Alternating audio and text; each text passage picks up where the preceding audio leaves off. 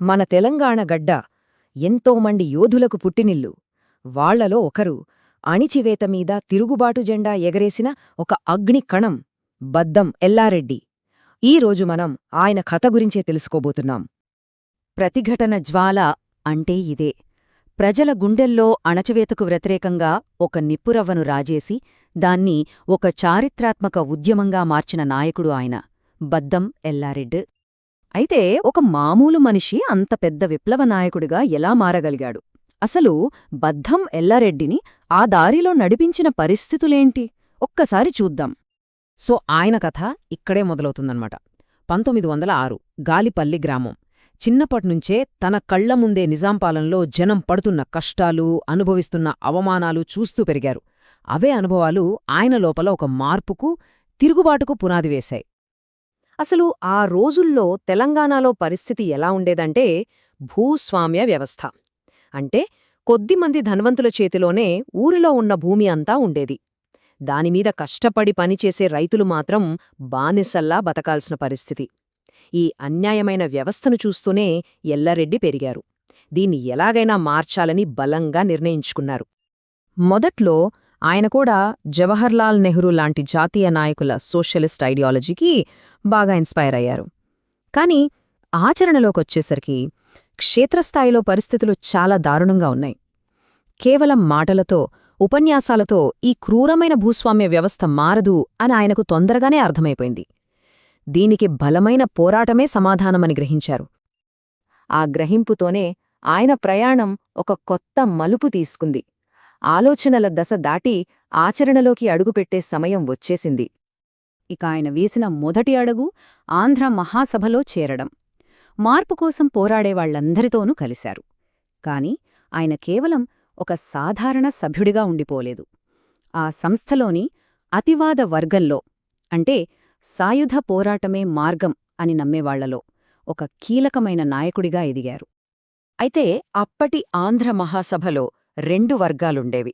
2 వేర్వేరు ఆలోచనా విధానాలన్నమాట. ఒకవైపు మితవాదులు. వీళ్ళు నెమ్మదిగా సంస్కరణలు రావాలి, రాజీ పడాలి అని వాదించేవాళ్లు. మరోవైపు ఎల్లారెడ్డి ఉన్న సాయుధ వర్గం. భూస్వాములతో నేరుగా తలపడాల్సిందే, ప్రత్యక్ష పోరాటమే సరైన దారి అని గట్టిగా నమ్మారు. ఆయన రెండో మార్గాన్ని ఎంచుకున్నారు. ఇక అప్పటినుంచే ఆయన ప్రయాణం పరుగులు పెట్టింది. 1938లో రావి నారాయణరెడ్డిగారితో కలిసి సత్యాగ్రహంలో పాల్గొన్నారు. మొదటిసారి జైలుకెళ్లారు. ఆ తర్వాత ఏడాదే 1939లో కమ్యూనిస్టు పార్టీలో చేరారు. ఊరూరా తిరిగి రైతులను ఏకం చేయటం మొదలుపెట్టారు. అలా 1946 చారిత్రాత్మక తెలంగాణ సాయుధ పోరాటానికి నాయకత్వం వహించే స్థాయికి చేరుకున్నారు. ఆయన్ని జైల్లో పెట్టారు, న్యాయం కోసం గొంతెత్తినందుకు. కాని జైలు శిక్షలు ఆయనను ఆపగలిగాయా? అస్సల్లేదు. ప్రతిసారీ జైల్ గోడల మధ్యనుంచి మరింత బలమైన సంకల్పంతో బయటికొచ్చేవారు.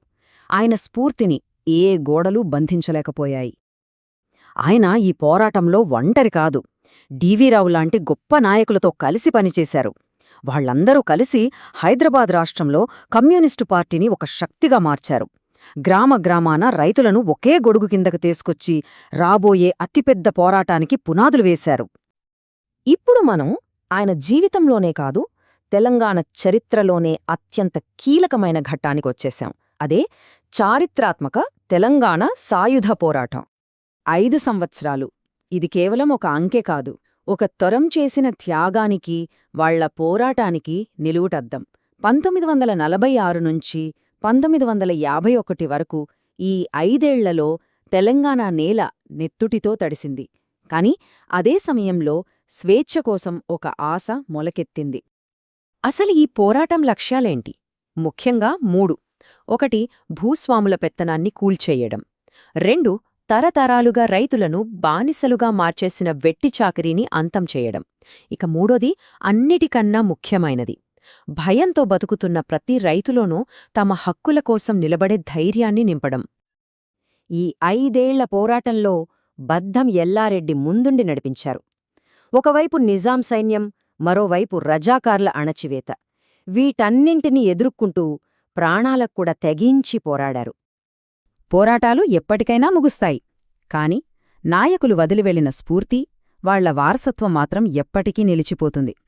మరి బద్దం ఎల్లారెడ్డి మనకు వదిలివెళ్లిన ఆ వారసత్వమేంటో ఇప్పుడు చూద్దాం. ఆయన వారసత్వం మనకు ముఖ్యంగా 3 విషయాలు గుర్తుచేస్తుంది. 1. ఎంతటి అన్యాయాన్నైనా ఎదిరించే ధైర్యం. 2. ప్రజల కోసం చేసే త్యాగం. చివరిగా అందరూ సమానంగా గౌరవంగా బతికే ఒక న్యాయమైన సమాజం కోసం కలలు కనడం. అందుకే మనమంటాం, బద్దం ఎల్లారెడ్డి కేవలం ఒక వ్యక్తి, ఒక నాయకుడు మాత్రమే కాదు. ఆయన ఒక ఆశయం, ఒక స్ఫూర్తి. ఆయన చూపిన ధైర్యం, ఆయన చేసిన త్యాగం, ఆయన కన్న కలలు ఇవన్నీ తెలంగాణ ప్రజల గుండెల్లో ఎప్పటికీ మండుతూనే ఉంటాయి. బద్దం ఎల్లారెడ్డి జీవితం మన ముందు ఒక పెద్ద ప్రశ్నను ఉంచుతుంది. ఒక వ్యక్తి యొక్క ధైర్యం, త్యాగం ఒక తరాన్ని కదిలించి ఒక శాశ్వతమైన వారసత్వంగా ఎలా మారుతుంది? అసలు ఈ ప్రతిఘటన వారసత్వమనేది ఎలా నిర్మించబడుతుంది? దీని గురించి ఆలోచించాలి.